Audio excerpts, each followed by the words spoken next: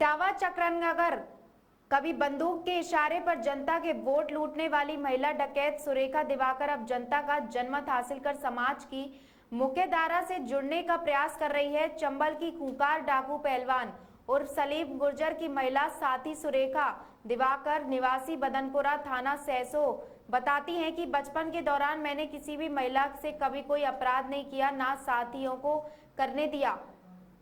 12 मार्च सन 1999 को थाना सहसो के चौकीदार देवी चरण घर मुखबिर के शक में डाकू सलीम गुर्जर अपनी मासूम बेटी सुरेखा उम्र 13 वर्ष कक्षा 5 की छात्रा को अगवा कर लिया था। सुरेखा बताती है कि जंगल में ले जाकर सलीम ने उससे शादी की और वर्ष 2004 में गर्भवती होने के दौरान जब वह भिंड के सहकारी अस्पताल में चुपके से प्रसव कराने के लिए गई तो उसी दौरान पुलिस ने 11 जून 2004 को गिरफ्तार कर लिया। 12 जून मैंने अपने डाकू पति के बेटे सूरज को अस्पताल में पुलिस अभिरक्षा में जन्म दिया। 5 साल के बाद बचपन में सुरेखा पर उरई में 11, भिंड में 3, इटावा में आधा सैकड़ों से अधिक आपराधिक घटनाओं में सम्मिलित होने के कारण 14 वर्ष जेल में सजा आपता के बाद अदालत ने उसे निर्दोष साबित कर दिया। वर्ष 2018 में सभी आरोपों से मुक्त होने कर मैनपुरी न्यायालय से दोष मुक्त किया गया। आपराधिक जीवन से मुक्ति मिलने के बाद नेक दिल सुरेखा को समाज ने दोबारा अपनाया तो सुरेखा ने गांव में जाकर मेहनत मजदूरी के साथ गांव की बेटियों को कढ़ाई बुनाई सिलाई का काम सिखाने का बीड़ा उठाया, जिसके चलते आज गांव में अपनी अच्छी छवि के चलते ग्रामीणों के कहने पर ग्राम पंचायत चुनाव में प्रधान पद पर दावेदारी के लिए मैदान में आ गई है। सुरेखा बताती है कि चंबल में वह दौर था जब मैं बचपन कर रही थी। जंगलों में चुनाव हो जाते थे, डकैत सरगनाओं के द्वारा चुने गए लोगों को ही कानूनी तौर पर मतदान कराकर जनप्रतिनिधि बना दिया जाता था, जिसके लिए हम सभी डाकू गांव-गांव में घूमकर प्रचार करते थे। लोगों को बताते थे कि अगर हमारा प्रत्याशी हार गया तो सभी मारे जाओगे, गांव नहीं देंगे। सलीम अपने इसी थाना क्षेत्र कोला गांव बहन प्रेमा देवी निवासी को 2 बार प्रधान बनाया था। जब चंबल में डकैतों का राज्य था तो अपने अपने क्षेत्र में निर्भय सज्जन सलीम रामवीर एवं अपने गैंग अपने अपने क्षेत्र के प्रत्याशी को जिताने के लिए इलाका बांट लेते थे। सूरज कक्षा 5 का छात्र है जो पढ़ने लिखने में होनहार है। अपने बेटे को प्रतिदिन पढ़ाती हूँ, साथ में अन्य गांव के बच्चों को भी शिक्षा दीक्षा का कार्य करने के लिए प्रेरित करती हूँ। मैं स्वयं कक्षा 5 तक पढ़ी हूँ। उसी दौरान मेरा डाकू दल ने अपहरण कर लिया। जीत का पूरा भरोसा है। सुरेखा कहती हैं कि कहीं हमारे कागजात सरकार द्वारा कैंसिल करके मेरा पर्चा निरस्त न कर दिया जाए। चुनाव मैदान में डमी कैंडिडेट के रूप में रखूंगी। घर घर में घूमकर सुरेखा वोट मांग रही हैं। लोग जीत का उसे आश्वासन भी दे रहे हैं।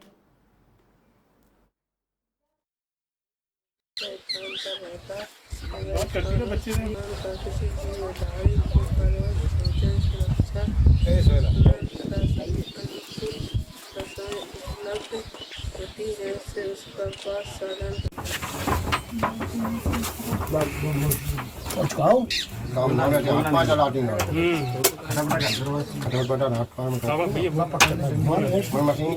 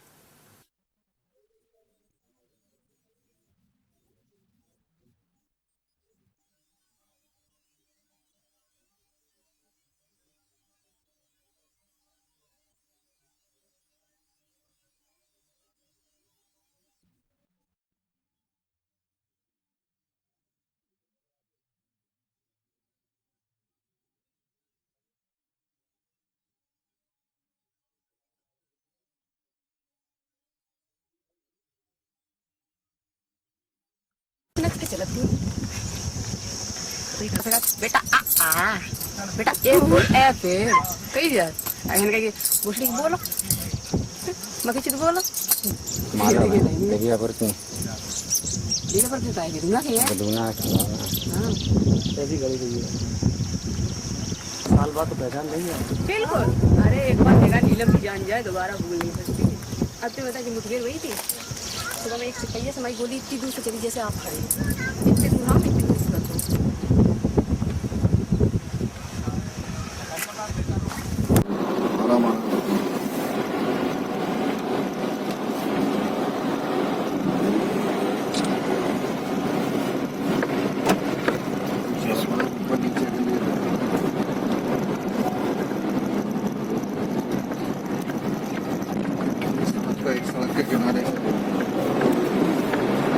अच्छा जी, आपके साथ क्या घटना हुई थी जिससे आप गैंगों में पहुंच गई? मतलब जबरदस्ती उठा ले गए थे। क्या कारण था? आपके पिताजी क्या करते थे? हमारे पिताजी चौकीदार थे। हाँ। तो उस वजह से मतलब ये था कि इनके पापा हमारे से गोली चलवाते हैं, मुखबरी करते हैं। मुखबरी करते हैं, इस वजह से रंजिश पाए उठा ले गए। अच्छा, आपको घर से उठा ले गए थे। हाँ। आप कितने साल बिहार में नहीं? हम गाँव में गए थे 99 में, 2004 में मतलब गिरफ्तार हो गए थे। अच्छा अच्छा। आज पंचायती चुनाव चल रहा है। एक उस दौर में जब आप गैंग में हुआ करती थी तो फरमान जारी हुआ करते थे। आज डकैतों का खात्मा हो गया है, आज सब लोकतंत्र बहाल है, तो इसमें आप क्या कहना चाहती? तब से और आज में क्या फ़र्क लग रहा है आपको? पहले जो फर्क था कि मतलब डकैत थे, जो कहते थे वही करते थे। आज पब्लिक ऐसी है कि अपनी मनमर्जी करती है, लेकिन उसमें हम सहयोग हैं। जब फरमान जारी होते थे क्या, कैसे फरमान डकैत क्या कह किस तरह रात से? के समय जाते थे, बोलते थे कि वो खड़ा होगा तो वही होगा, जी। पर्चा जो डालते थे वही होगा, और कोई खड़ा नहीं हो पाता था हिम्मत की वजह से। इस वजह से अब क्या फ़र्क है आज के टाइम में? आज के टाइम में जो फर्क है कि पढ़ा लिखा समान, जी। गैंग अंत हो चुकी है। अब मतलब जो इंसान हिसाब से चलता है ना, उसी की सपोर्ट किया जाता है जी। मतलब है अब पंचायत चुनाव चल रहे हैं, आप चुनाव में खड़ी होने जा रही हैं, तो क्या लगता है आपको लोग यहाँ चुनेंगे, वोट देंगे आपको? हाँ, सपोर्ट करेंगे, क्यों नहीं करेंगे। कि हम उस टाइम छोटे थे ना, तो हमने अपने गांव के क्षेत्र में किसी को सताया नहीं, ना ही किसी की पकड़ की, नहीं किसी को मारा मैंने। ठीक है, इसके बाद गांव वाले समाज लोग सहयोग करते हैं हमारा, आज भी वो हमारा मान सम्मान करते हैं, हम उनका करते हैं। किस पद के लिए पर्चा आपने खरीदा है? प्रधान का। प्रधान पद का। हाँ। जी बताइए, 2 साल आपको हुए हैं जब आप जेल से छूट के आई है, उसके बाद अपना आप जो जीवन यहाँ मायके में रह के क्या काम कर रही है, लोगों को कैसे सहयोग कर रही है? हम सिलाई का काम करते हैं, चौराहे पे रहते हैं, सिलाई सेंटर खोले हैं, सिलाई का काम करते हैं। जी। जो व्यक्ति कहते हो उन्हें मतलब सिखा देते हैं, जो आता है वो खाली नहीं जाता हमारे यहाँ से। मन में कैसे आया चुनाव लड़ने के लिए, क्या कि लोगों की सेवा करनी चाहिए, ये चीज़ कैसे आई आपको? ऐसी आई कि जब लोग बाग हमारी करते थे,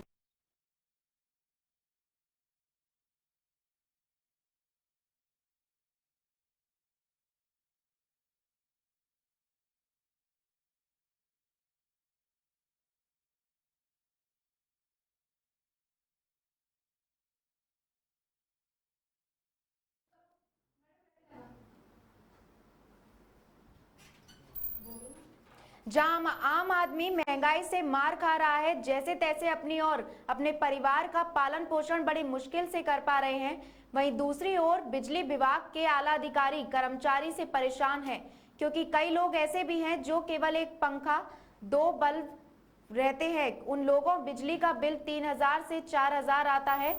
यह वह लोग हैं जो मेहनत मजदूरी करके किसी तरह अपने परिवार का पालन पोषण कर रहे हैं। यह लोग काफी परेशान हैं। जब इनकी शिकायत बिजली विभाग के उच्च अधिकारियों से करने जाते हैं तो अधिकारी पहले तो मिलते ही नहीं है, और अगर मिल भी जाएं तो कहकर टाल देते हैं। ज्यादा कहने पर उपभोक्ता को कई बार नंबर पर 2 नंबर के कमरे में जाने को कह देते हैं, वहां भी उनकी कोई सुनवाई नहीं होती, ना ही कोई मिलता। मीटर इतना तेज चलता है, इस पर भी सुनाई नहीं करते। अब सवाल यह है कि आखिरकार उपभोक्ता जाए तो कहां जाए, कहां अधिकारी अपनी ही धुन में मस्त हैं। बड़े छोटे उपभोक्ताओं पर जबरन तानाशाही दिखाते रहते हैं। इन्हें ना शासन के, फिर कहना शासन के इन अधिकारियों को किसी का खौफ ही नहीं है। ऐसे ही इस उपभोक्ता ने बताया कि मेरा 5 लाख सिक्योरिटी के नाम से जमा है, जिसका 3 साल से ब्याज तक नहीं मिलता, और जबरन यहाँ मेरे स्टोर का बिल 12,000 आता था, हर महीने वे बढ़ चढ़कर आ रहा है। जिसकी शिकायत करने जाते हैं तो बिजली विभाग के आला अधिकारी उसकी समस्याओं का समाधान नहीं करते, बल्कि उन्हें रोज आजकल कहकर बात को टाल देते हैं।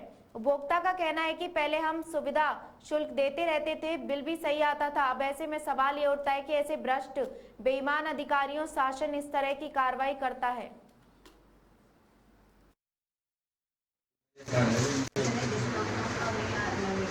शुगर तो नहीं है, शुगर तो नहीं है, दोनों हाईवे को खाली को दोनों कराएंगे।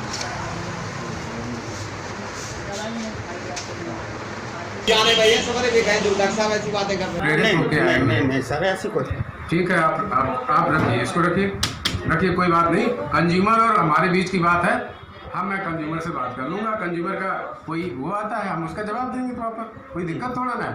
अगर उसका ब्याज नहीं मिला है हमें वो कहेगा, भाई नियमानुसार हम ब्याज देंगे, कोई हम किसी चीज़ को ना रोक सकते ना मना कर सकते।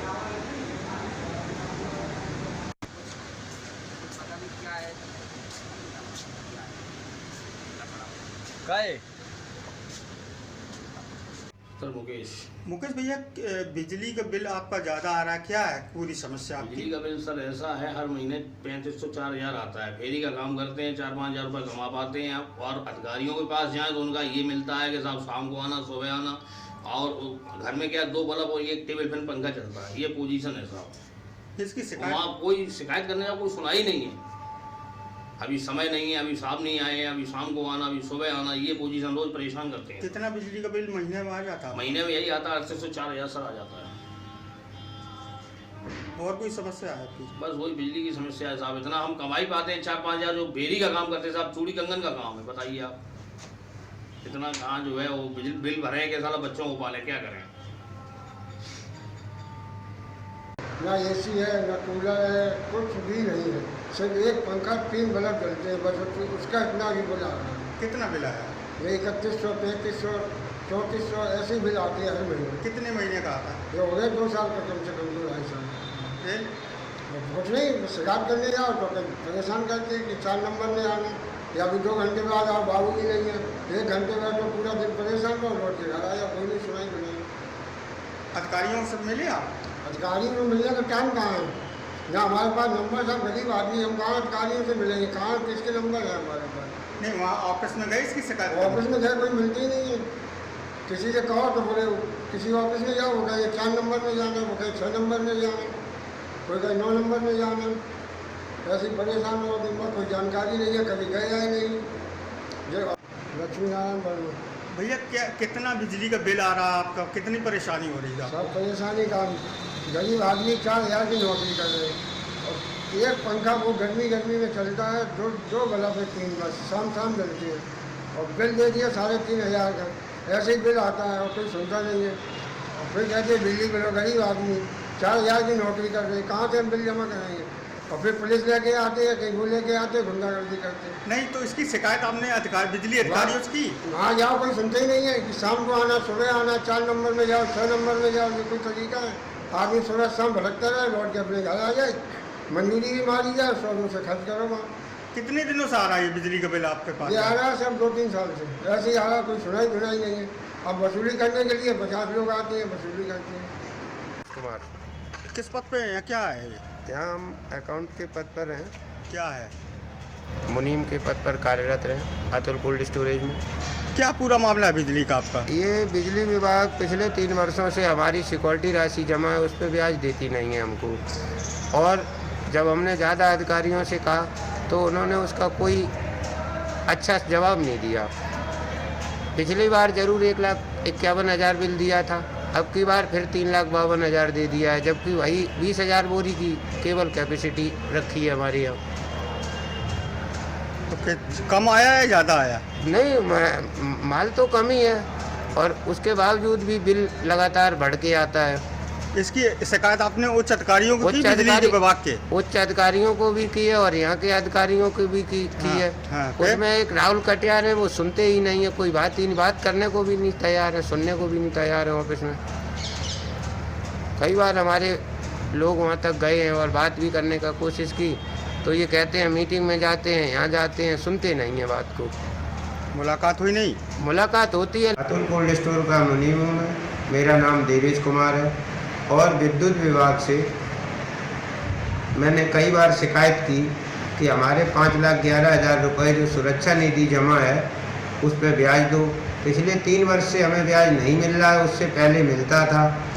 कहने सुनने पर ज़्यादा शिकायत करने के लिए गए, हर बार गए तो पिछले माह में बिल जो 1,51,000 था, इस माह में उन्हें सुविधा शुल्क न देना या उनसे हमारे व्यवहार को न जानकारी होना, अब की बार बिल उन्होंने 3,52,000 रुपये भेज रखा है, जबकि कोल्ड स्टोरेज में मात्र 20,431 बोरी भरी हुई है। इसका मिनिमम बिल 1,20,000 रुपये से 1.5 लाख रुपये तक आना चाहिए, लेकिन उसके बावजूद 3,52,000 रुपये का बिल कोल्ड स्टोरेज कैसे वहन करेगा? इसकी शिकायत आपने उच्च अधिकारियों से की? इसकी शिकायत मैं उच्च अधिकारियों से बराबर करता रहा, जिसमें राहुल कटियार यहाँ एक्सीएन के पद पर है और वो बात सुनने को भी तैयार नहीं है। कभी कहते हैं मैं मीटिंग में जा रहा हूँ, कभी कुछ कह देते हैं, कभी कुछ कह देते हैं। सुविधा शुल्क नहीं दोगे तो तुम्हारी क्या नाम, देखो बिल इतना ही आएगा, 3,52,000। तो कहीं ना कहीं सुविधा शुल्क जो है तो इधर से निकाल रहे हैं क्या? अब उनका एक बार 7,56,000 रुपये तो प्रेशर बना के कोल्ड स्टोरेज से ले ही गए हैं, जिसको अभी तक एडजस्ट नहीं किया है बिल में। ये 7 लाख क्यों लिए इन्होंने? ये इन्होंने प्रेशर बना के तुम्हारे यूनिट ज़्यादा है और फ्लैट रेट लगा के तुम ये प्रेशर बनाया पैसे न देने के संबंध में। जब पैसा नहीं दिया, कई बार ये पैसे मांगने आते हैं यहाँ तक, CTPT भी बदलने में पैसे मांगते हैं। अच्छा, इसकी जब मिलते हो तो क्या कहते हैं? तो मिलते हैं, चले जाते हैं, क्या कहते हैं? मिलते नहीं है, बात भी नहीं करते हैं। हाँ। बात भी नहीं करते हैं और कोई काम भी नहीं करते हैं। कितनी देर खड़े रहते हो वहाँ लोग? पूरा दिन वहाँ गुजार के आए हैं, अभी आते हैं तब आते हैं, सुनते भी नहीं है। कई बार जाके 14/3 में भी शिकायत की, उसके बावजूद भी शिकायत की। RTI से भी इनसे हम शिकायत मांग रहे हैं, नहीं दी अभी तक। को देते कुछ नहीं है, वापस कुछ नहीं देते। आपको हमने दिखाया ये कागज जो शिकायत की है उन पर रिसीविंग करके दे देते हैं। फिलहाल के लिए इस बुलेटिन में इतना ही। तमाम खबरों के लिए जुड़े रहिए न्यूज़ 24 फर्स्ट एक्सप्रेस के साथ। नमस्कार।